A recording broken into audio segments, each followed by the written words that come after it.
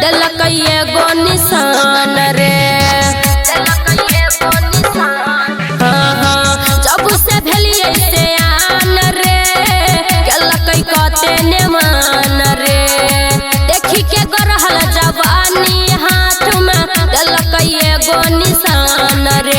ओठा लाली लगैला से कन्ना बाली लगैला से पूरा दुनिया जरै छै। तोरा फैशन पर गे छौरी धनसा के छौरा मरै छौ। गे तोरा फैशन पर गे छौरी धनसा के छौरा मरै छौ।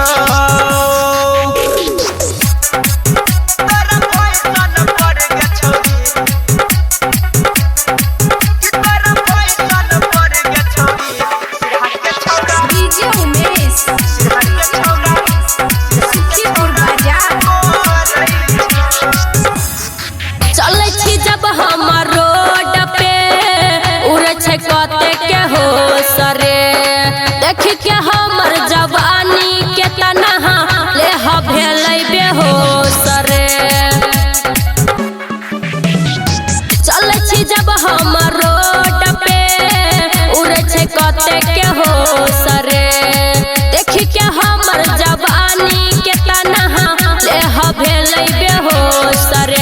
सुन राइटर सबीन रे कहो रसिया अरुण रे देखी सुमन के जरै छै। कि तोरा फैशन पर गे छौरी मोहतरी